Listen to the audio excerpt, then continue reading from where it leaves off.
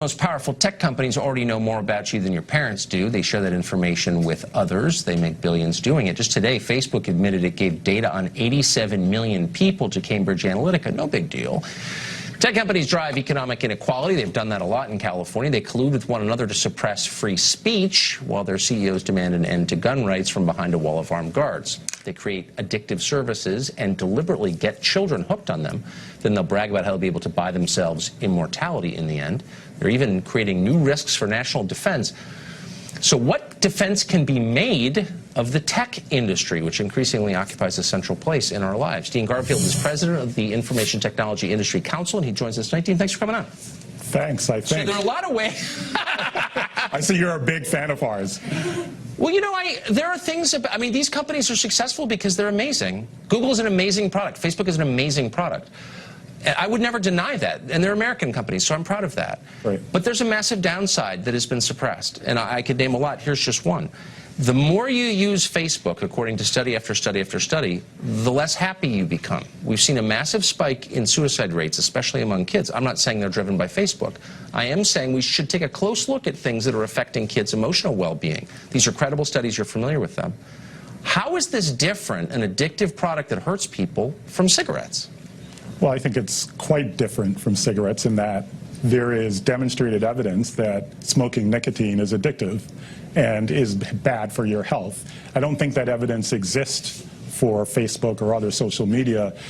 But that being said, most of the companies that we represent understand their responsibility to society and are making sure that they're evaluating what's going on and taking steps to make sure that it's not doing harm. There's no evidence. Okay, so here's Sean Parker. He's the founding president of Facebook. Here's what he said November 9th, and he described his company. It's exploiting a vulnerability in human psychology. It literally changes your relationship with society, with others. It probably interferes with productivity. God knows what it's doing to our children's brains. But we do know, because the Journal of Epidemiology found that, quote, the more people use Facebook, the less healthy they are and the less satisfied with their lives, especially true of children. Study after study after study. So we know it hurts people, unless we think science is invalid, and we know that it was designed to be addictive. So how is that allowed? I don't think we know that it's designed to be addictive. And as well, the people who run and founded those companies didn't create them with addiction or doing harm in mind. They created them to do something pretty phenomenal, as you noted,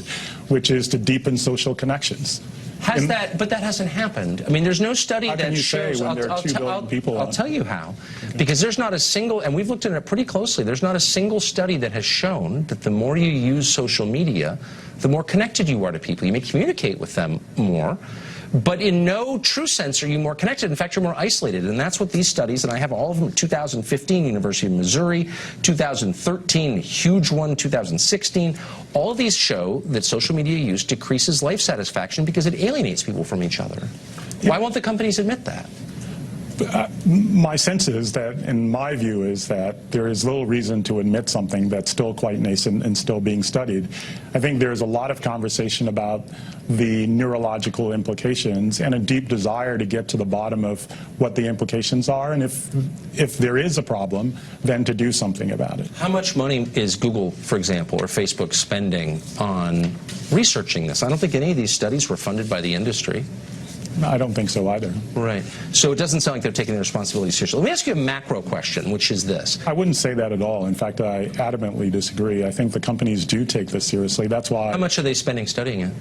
I don't know. That's not to suggest that they're not studying it. Right. In fact, in all of the discussions today about legislation around these issues like the Honest Act, most of the response from the companies have been not adamantly opposed, but let's have a conversation about what the implications are. But we're billions and billions and billions and billions of profit dollars into this. It's been going on for more than 10 years.